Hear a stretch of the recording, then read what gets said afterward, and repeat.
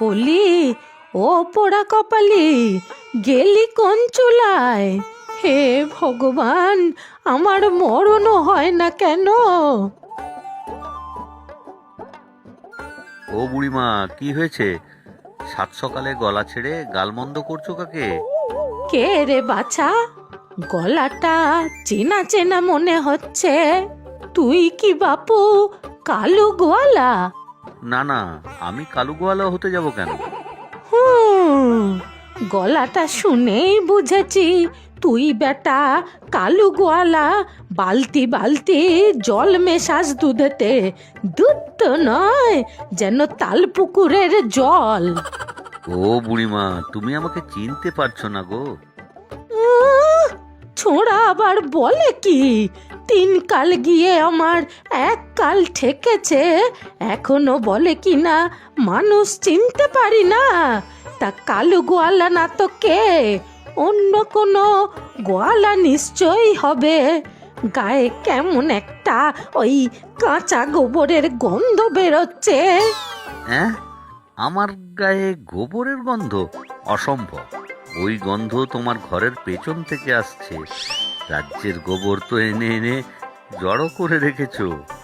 এনেছি তো বেশ করেছি, তাতে কার কি? আর তোর বাপু আমার গোবরের ওপর নজর কেন? হ্যাঁ, ঠিক বুঝেছি, তোর গোবর নিয়েই কারবার নিশ্চয়।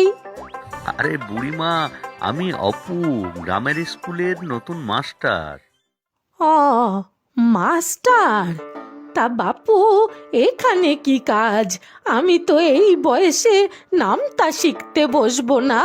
হ্যাঁ, না না, আমি এসেছি মিঠির সাথে কথা বলতে।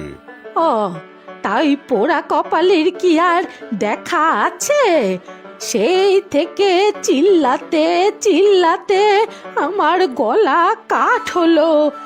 কিন্তু মিঠি তো খুব ভালো মেয়ে, পোড়া কপালি হতে যাবে কেন? তা বাপু তুমি জানবে কি করে শুনি? হাড় তো আমার জ্বালিয়ে মারছে রাত দিন। কেন, কি করেছে মিঠি? তাতে বাপু তোমার কি? এত খোঁজ খবর কিসের? না মানে, তোমার দুঃখ কিসের তাই জিজ্ঞাসা করছিলাম। দুঃখ? কে বলেছে দুঃখ আছে আমার? আর দুঃখ হলেই বা তোমার কি? হ্যাঁ, গায়ে পড়ে এসে ওকালতি করতে কে বলেছে? না না, ওকালতি ওকালতি করবো কেন? ওই যে বলছিলে না মিঠি কি করেছে, আমি না হয় ওকে বুঝিয়ে বলতাম। কেন রে বেটা, তুই কোন মুরব্বি? হ্যাঁ, কোন হরিদাস পাল তুই? আমাদের নাতনি ঠাকুমার মধ্যে নাক গলাতে এসেছিস? হ্যাঁ, ওরে বাবা, আমার খুব ভুল হয়ে গিয়েছে, আমি যাই। যা যা, ভাগ। কি যেন বললি? হ্যাঁ, নতুন মাস্টার। আর যেন এই মুখ হতে না দেখি। যা যা, ভাগ।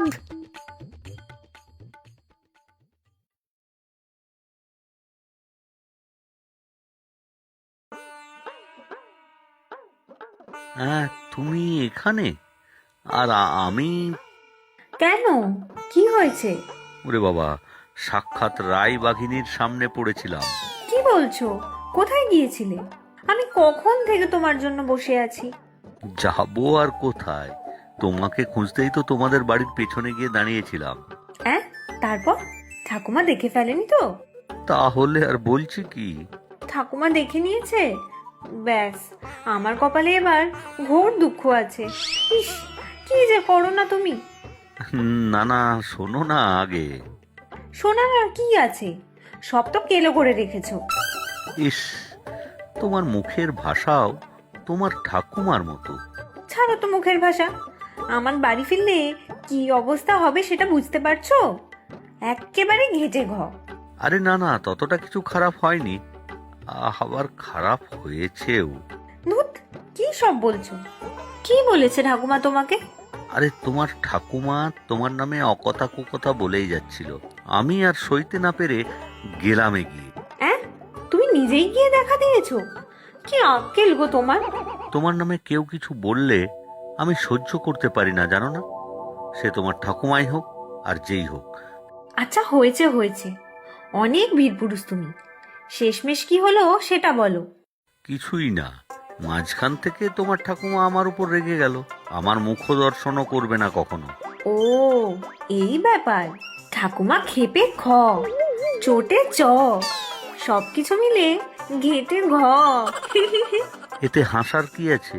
আমার নাম্বার যে কেটে গেল তার খেয়াল আছে?